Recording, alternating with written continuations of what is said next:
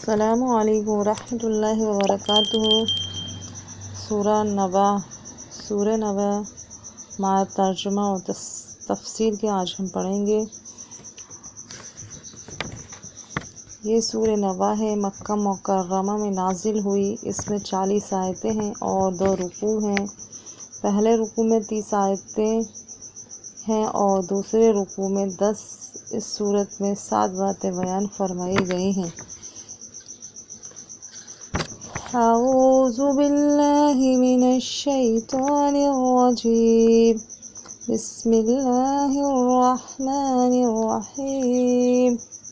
شروع کرتا ہوں اللہ تعالیٰ کے نام سے جو بڑا مہربان نہایت رحم والا ہے۔ اما یتساءلون، یہ لوگ کس چیز کے بارے میں پوچھ گچھ کر رہے ہیں؟ عن النبأ العظیم، اس بڑی خبر کے متعلق، الذی ھم فیہ مختلفون، جس کے بارے میں یہ اختلاف کر رہے ہیں۔ کلا سیعلمون، یقیناً یہ ابھی جان لیں گے۔ ثم کلا سیعلمون، پھر بالیقین انہیں بہت جلد معلوم ہو جائے گا۔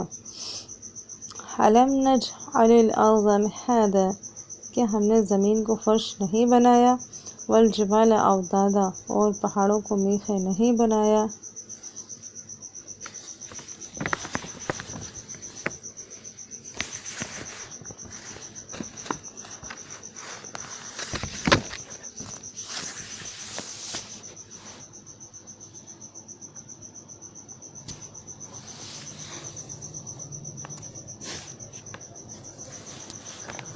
پہلی بات، خدا کو نہ ماننے والے لوگ ایک بہت بڑی بات کے بارے میں آپس میں کہتے سنتے رہتے ہیں۔ کوئی کہتا ہے کہ وہ بات ہو گئی، کوئی کہتا ہے کہ نہیں ہوگی، وہ بات تو ہو کر رہے گی۔ اس کہنے سننے سے کیا ہوتا ہے؟ وہ بہت بڑی بات کیا ہے؟ وہ یہ ہے کہ ایک دن ایسا ضرور آنا ہے جسے قیامت کہتے ہیں۔ دوسری بات، ارشاد ہوا کہ تم کس منہ سے کہتے ہو کہ بھلا قیامت کس طرح آئے گی، حالانکہ تم جانتے ہو کہ ہم نے کیسی چیزیں پیدا کی ہیں۔ کیا ہم کو یہ قدرت نہیں کہ ہم قیامت لے آئیں؟ یہاں 10 ایسی چیزوں کا ذکر کیا گیا ہے جن سے پتہ چلتا ہے کہ اللہ تعالیٰ بڑی قدرت والے ہیں۔ وہ 10 چیزیں یہ ہیں: زمین، پہاڑ، آدمی، نیند، رات، دن، آسمان، سورج، بارش، کھیتی و باغ۔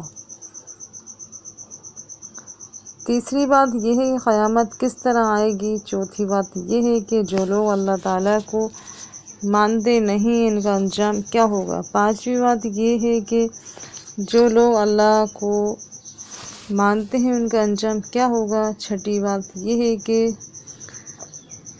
یہ بات اچھی طرح یاد رکھنے کی ہے کہ جس دن قیامت ہوگی صحیح سفارشی اس کی چلے گی جس کو اجازت ہوگی۔ ساتویں بات یہ ہے کہ اس دن جو کچھ کسی نے کیا ہوگا سب سامنے آ جائے گا، اچھا یا برا۔ پس پھر کافروں کو کتنا دکھ ہوگا اس کا اندازہ ہم یہاں نہیں لگا سکتے۔ ہر ایک کہتا پھرے گا، ہائے میں مٹ جاتا، ہائے میں مٹ جاتا۔ ارشاد ہوا، یہ آدمی کس بات کے بارے میں ادھر ادھر کی کہہ رہے ہیں؟ جب پیغمبر محمد صلی اللہ علیہ وسلم نے اللہ کے حکم سے مکہ مکرمہ کے رہنے والوں کو یہ بتلایا کہ ایک ایسا دن ضرور آنے والا ہے کہ جب انسانوں کو پھر سے زندہ کیا جائے گا اور یہ ساری چیزیں جن کو ہمیشہ رہنے والی ہیں سمجھ رکھا ہے مٹ جائے گی، تو یہ لوگ ایک دوسرے سے کہنے لگیں گے، عجیب بھلا یہ کیسے ہو سکتا ہے، یعنی اس بات کو ماننے سے انکار کرنے لگیں گے۔ تو اللہ پاک نے فرمایا، ایسی بڑی بات اور یہ بے وقوفی کی باتیں مناسب نہیں ہیں۔ اس آیت پاک کا یہ مطلب نہیں ہے کہ اللہ پاک ان لوگوں سے پوچھ رہے ہیں کہ یہ کیا کر رہے ہیں، بلکہ مقصد یہ ہے کہ ایسا نہ کرنا چاہیے تھا۔ آگے فرمایا، وہ تو ایک بہت بڑی بات ہے جس کے بارے میں یہ لوگ ایسا کر رہے ہیں۔ کوئی کچھ کہہ رہا ہے، کوئی کچھ کہہ رہا ہے۔ پہلی آیت میں ایک طرح کا تعجب اور حیرت کو ظاہر فرمایا تھا، یہاں ارشاد فرمایا وہ تو بہت بڑی بات ہے۔ وہ بات کیا ہے؟ یہ کچھ نہیں فرمایا، بلکہ بس اتنا بتلایا کہ وہ بہت بڑی بات ہے۔ مقصد یہ ہے کہ انسان تو خود جانتا ہے کہ وہ بات کیا ہے اور کتنی بڑی بات ہے۔ اس کے بعد فرمایا وہ لوگ ہرگز ایسا نہ کریں، انہیں ابھی معلوم ہو جائے گا۔ وہ لوگ ہرگز ایسا نہ کریں، انہیں ابھی معلوم ہو جائے گا۔ پہلے ان کی حرکت کو ظاہر فرمایا، پھر فرمایا کہ وہ بہت بڑی بات ہے۔ اب بھی اس بات کی حقیقت نہیں کھلی، بلکہ یوں فرمایا کہ سنبھل جائیے، ایسا نہ کریں، انہیں ابھی معلوم ہو جائے گا، یعنی قیامت کا دن کچھ ایسا دور نہیں ہے، وہ تو بہت قریب ہے۔ ان کو تو اس دن سے ڈرنا چاہیے، نہ کہ ایسے ایسے سوالات کریں اور اس طرح بات کو ٹالیں۔ اس آیت میں ایک ہی بات کو 2 دفعہ فرمایا تاکہ معلوم ہو جائے کہ وہ دن ضرور آئے گا، کوئی اس کو ٹال نہیں سکتا۔ آپ قرآن پاک کے انداز کو دیکھو کہ سوال جواب کو یہیں چھوڑا اور انسانوں سے فرمایا کہ آؤ دیکھو، ہم دکھائیں کہ ہم کو کتنی بڑی قدرت ہے۔ دیکھو ہم نے تمہاری اس دنیا میں، تمہاری زندگی میں اور خود تمہاری اندر کیسی کیسی قدرت اور طاقت ظاہر کی ہے۔ ان چیزوں کو دیکھ کر ہر سمجھدار آدمی سوچ لے کہ جس قدر قدرت والے کو ایسی چیزیں پیدا کرنے اور بنانے کی قدرت ہے، کیا اس کو یہ قدرت نہیں کہ وہ دن بھی لے آئے جسے قیامت کہتے ہیں۔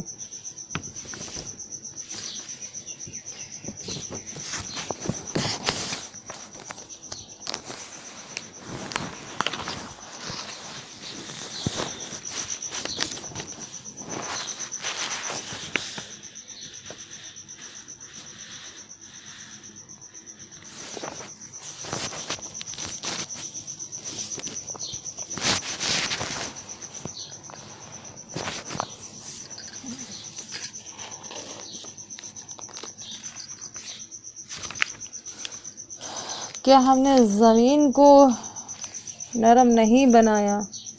کیا ہم نے پہاڑوں کو میخوں کی طرح نہیں بنایا؟ چاہے یوں سمجھ لو کہ زمین کو چلنے پھرنے کے لیے، سواریوں کے لیے، کھیتی باڑی کے لیے نرم بنایا، چاہے یوں سمجھ لو کہ زمین کو انسانوں کے لیے ایسا کر دیا جیسے بچھونا، یعنی وہ اس پر اس طرح رہتے بستے ہیں جس طرح بچھونے پر رہا کرتے ہیں۔ زمین کہاں نہیں ہے، انسان جہاں بھی بستا ہے زمین ہی پر بستا ہے۔ اللہ پاک کے اس ارشاد کو سمجھنے کے لیے نہ بہت بڑے مطالعے کی ضرورت ہے، نہ زیادہ لکھے پڑھے ہونے کی شرط ہے۔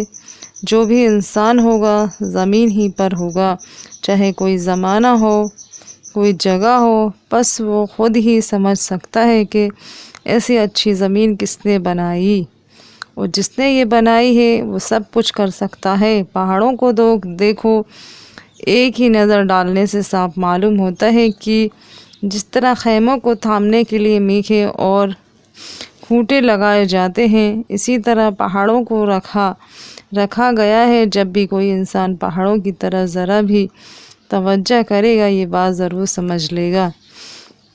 یہ تو زمین کی بات تھی، اب ذرا خود اپنے آپ کو دیکھو۔ فرمایا ہم نے تم کو جوڑوں کی شکل میں پیدا کیا۔ یہ بات کتنی آسانی اور سادگی سے ہر آدمی دیکھ سکتا ہے، سمجھ سکتا ہے۔ اللہ پاک نے مرد اور عورت دونوں کو الگ الگ صورتوں میں پیدا کیا۔ اگر سارے انسان مرد ہوتے تو زندگی دوبھر ہو جاتی، اسی طرح اگر سب عورتیں ہی عورتیں ہوتی تو جینا مشکل ہو جاتا۔ زندگی ایک ہے مگر 2 صورتوں میں ظاہر ہوتی ہے۔ روح ایک ہے مگر 2 الگ الگ طرح کے بدن سامنے آتے ہیں۔ سوچنا چاہیے کتنی بڑی قدرت والا ہے۔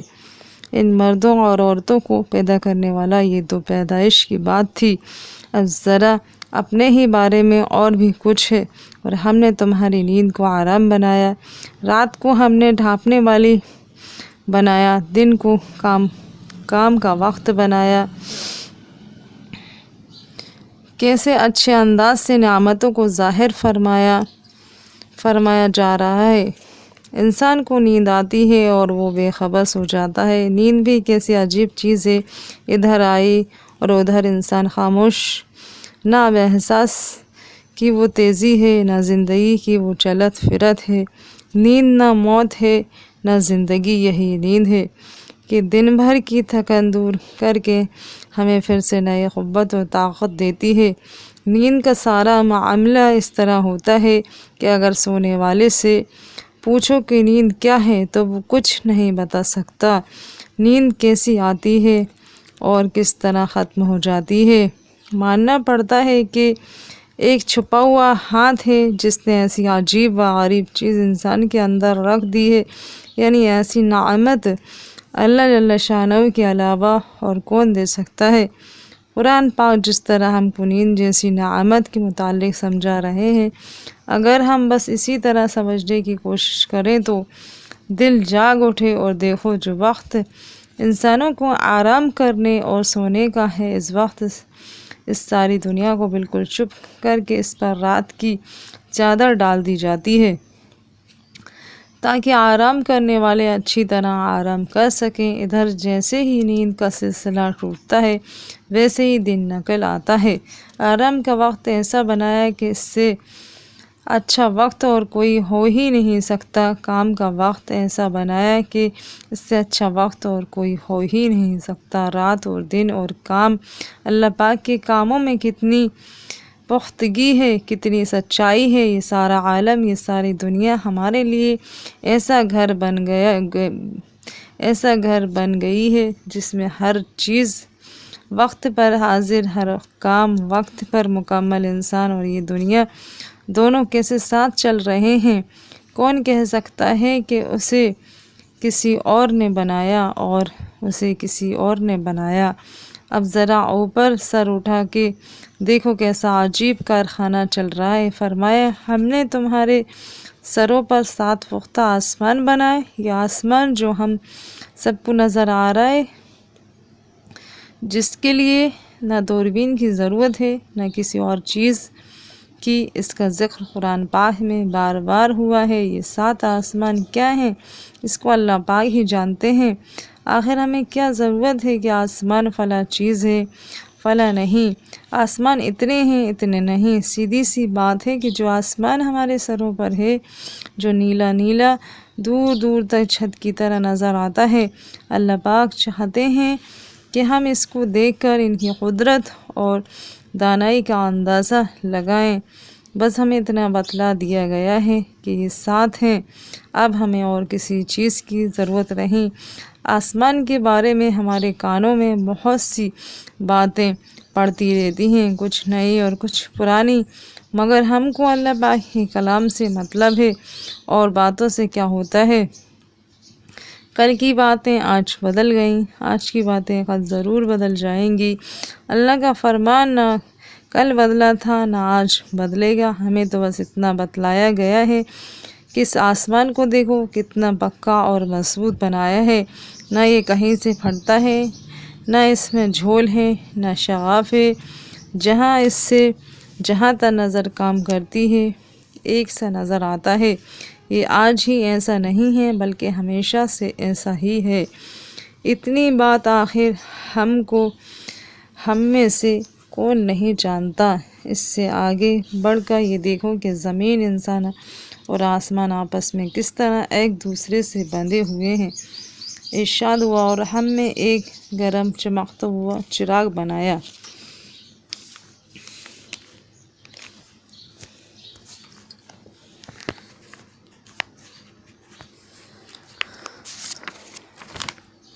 وَخَلَقْنَاكُمْ أَزْوَاجًا، اور ہم نے تمہارے جوڑا جوڑا پیدا کیا۔ وَجَعَلْنَا نَوْمَكُمْ سُبَاتًا، اور ہم نے تمہاری نیند کو آرام کا سبب بنایا۔ وَجَعَلْنَا اللَّيْلَ لِبَاسًا، اور رات کو ہم نے پردہ بنایا ہے۔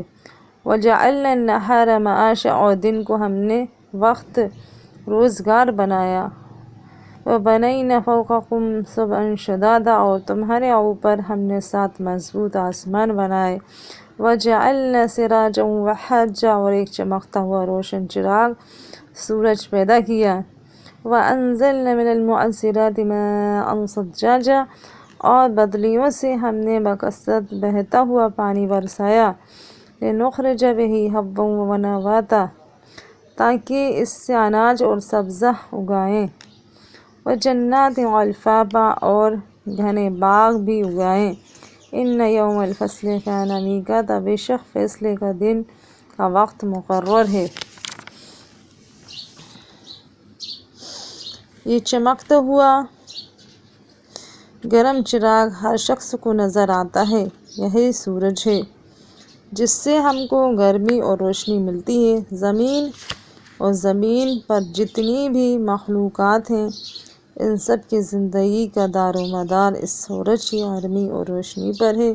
کون اندازہ لگا سکتا ہے اگر یہ سورج ہوتا تو دنیا کتنی بے نور اور اگر یہ سورج نہ ہوتا تو دنیا کتنی بے نور اور کتنی بے جان ہو جاتی۔ جن ملکوں میں سورج کی روشنی اور گرمی ٹھیک طریقے پر نہیں پہنچتی، کوئی وہاں کے باشندوں سے پوچھے کہ یہ گول گول دہکتا ہوا تاباک سا چراغ کتنا قیمتی اور ضروری ہے۔ اس سورج کی گرمی سے ہماری زندگی ایک اور بہت بڑی ضرورت پوری ہوتی ہے۔ اس لیے آگے ارشاد فرمایا، اور ہم نے بھرے بھرے بادلوں سے خوب زوروں کا پانی برسایا۔ سورج کی گرمی پا کر بادل امٹتے ہیں۔ اس گرمی اور بادل کو کس نے اس طرح کام پر لگا رکھا ہے؟ ان بادلوں سے قطرہ قطرہ ہو کر پانی نچوڑا جاتا ہے۔ کون نچوڑتا ہے؟ کہنے کو کوئی کہہ دے کہ جب زوروں کی ہوائیں چلتی ہیں تو پانی برسنے لگتا ہے، یا جب ہوا میں برقی لہریں پیدا ہوتی ہیں تو پانی برسنے لگتا ہے۔ لیکن یہ تو ماننا ہی پڑے گا کہ ان ہواؤں، ان برقی لہروں کے پیچھے ایک ہاتھ ہے جو اتنے بڑے کارخانے کو چلا رہا ہے۔ اللہ پاک نے سورج کو چراغ فرما کر کس طرح انسان کی ضرورتوں کی طرح ارشاد فرمایا۔ سورج نے گرمی دی، بادل سمندر سے اٹھے ہواؤں نے ان کی چادر پھیلا دی، اور برقی قوت نے ان کو نچوڑ دیا۔ یہ سارا کام، یہ سارا معاملہ کیسے سکون، کیسے انتظام سے ہو جاتا ہے؟ اس پانی سے کیا ہوتا ہے؟ فرمایا تاکہ ہم اس پانی کے ذریعے سے کھیتی باڑی اور باغ اگائیں، شائیں اور پانی میں مل جل کر ہمارے کھانے کے لیے غلہ اور پھل اگانے کی خدمت انجام دیتے ہیں۔ کیسی عجیب قدرت ہے کہ ایک ہی طرح کے پانی اور ایک ہی سورج کی گرمی سے لاکھوں قسم کے دانے اور پھل اگتے ہیں۔ کوئی پودا صرف پودا رہ جاتا ہے اور کوئی بڑھ کر بڑا درخت بن جاتا ہے۔ کسی میں نرم و نازک شاخیں نکلتی ہیں اور کسی میں موٹی موٹی شاخیں ہوتی ہیں۔ آخر کون ہے جو یہ سب کچھ کر رہا ہے؟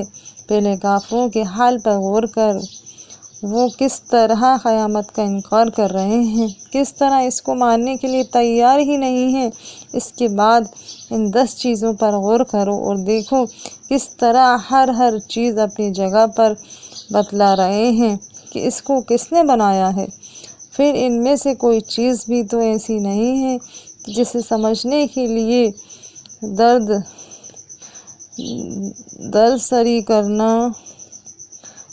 سری کرنا پڑے، بلکہ ہر چیز صاف اور واضح ہے۔ سبحان اللہ! کس طرح یہ 10 چیزیں ایک ایک کر کے ہم کو دکھلائی گئی ہیں۔ زمین اور نرمی، پہاڑ اور وزن، انسان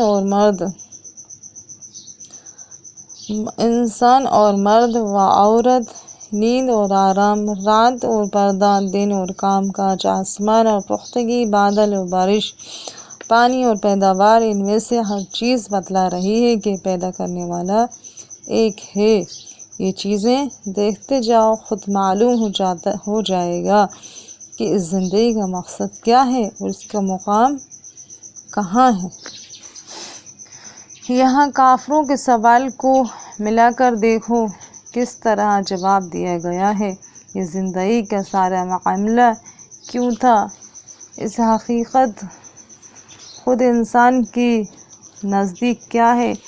یہی کہ یہ کام کرنے کی جگہ ہے۔ یہاں انسان اسی لیے آیا ہے، یہاں کی ہر چیز اس کے لیے پونجی اور سرمایہ ہے۔ اچھا تو اب یہ بھی سن لو کہ اس کارخانے کے ٹوٹتے ہی ایک دن آئے گا، وہ دن ہر بات کے فیصلے کا دن ہوگا۔ فرمایا بے شک فیصلے کا دن متعین ہے۔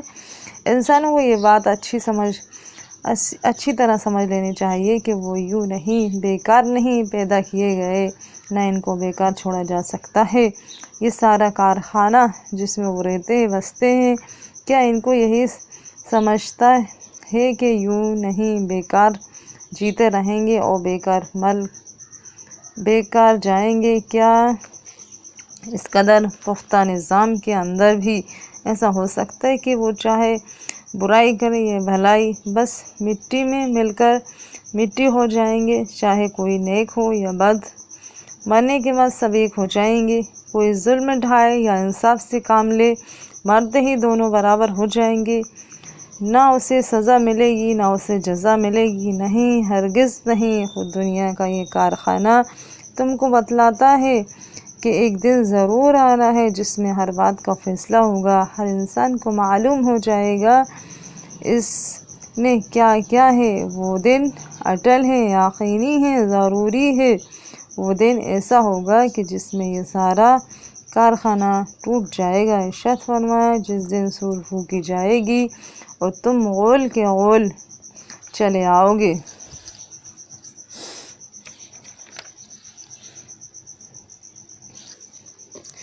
یوم ینفخ فی الصور فتأتون افواجا، جس دن کے سور میں پھونکا جائے گا پھر تم فوج در فوج چلے آؤ گے۔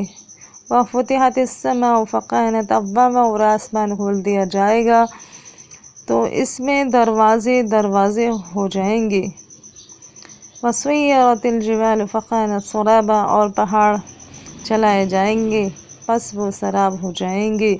ان جہنم کانت مرصادا، بے شک دوزخ گھات ہے، للطاغین مآبا، سرکشوں کا ٹھکانہ ہی ہے۔ لابثین فیہا احقابا، اس میں وہ مدتوں تک پڑے رہیں گے۔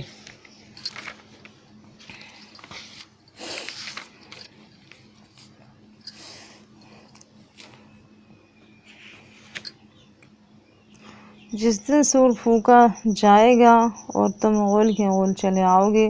سور کو اردو میں نرسنگھا کہتے ہیں، مگر ہم کیسے بتائیں کہ وہ کس شکل صورت کا ہے؟ ہمیں تو صرف اس کا نام بتلایا گیا ہے، اور یہ بتلایا گیا کہ اس دن میں نفخہ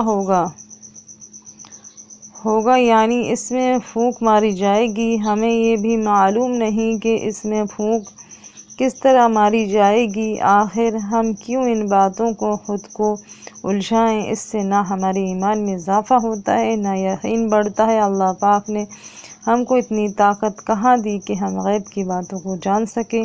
ہم تو صرف اتنا جانتے ہیں کہ سور پھونکا جائے گا اور اس کے ساتھ ہی ساتھ لوگ غول کے غول اکٹھا ہونے لگیں گے۔ انسانوں کو کتنی نسلیں زمین پر آئیں اور گزر گئیں، اب ان کا نام و نشان بھی نہیں رہے گا۔ یکایک ایسا ہوگا، ہر طرف سے لوگ نکل کر ایک طرف چلیں گے، زمین سے لاتعداد انسان نکل پڑیں گے۔ اتنا بڑا ہجوم کہ ہجوم اس تصور سے کانپ جاتے ہیں، جب آنکھوں کے سامنے ہوگا تو کیا عالم ہوگا۔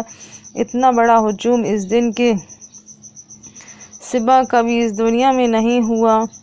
ہماری آنکھوں نے آج تک جو بڑے سے بڑا مجمع دیکھا ہے، وہ 1000 کا، 2000 کا، لاکھ کا، 10 لاکھ کا، چلیے کروڑ کا، مگر وہ مجمع تو اتنا زبردست ہوگا، گنتیوں میں اس کا تعداد ظاہر نہیں کی جا سکتی۔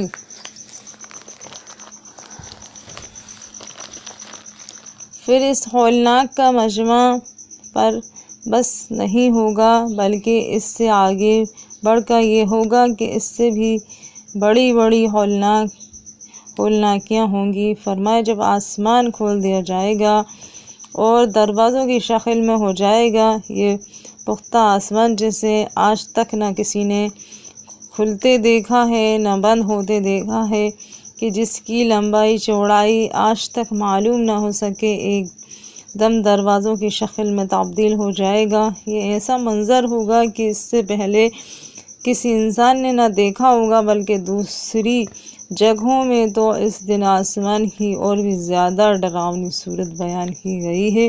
یہ سب باتیں دیکھ کر کون سا دل ہے جو دہل نہ جائے گا۔ آگے فرمایا اور پہاڑ چلائے جائیں گے تو ریت بن جائے گی۔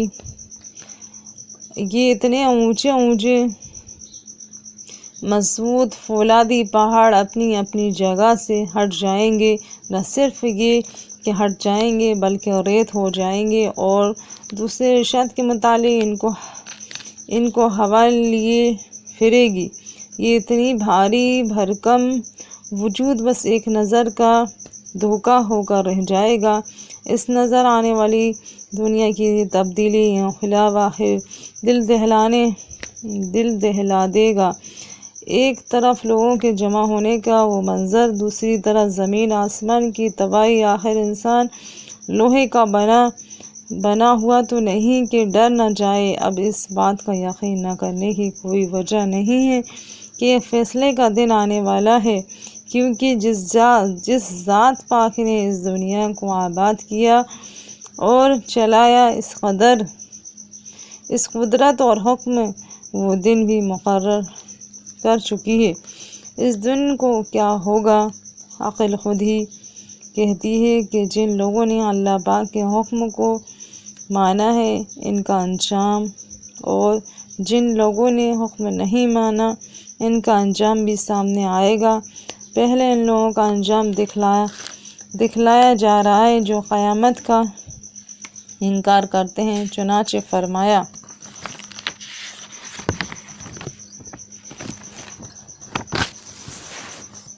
سیکنڈ پارٹ میں بتائیں گے آگے کا۔ السلام علیکم ورحمۃ اللہ وبرکاتہ۔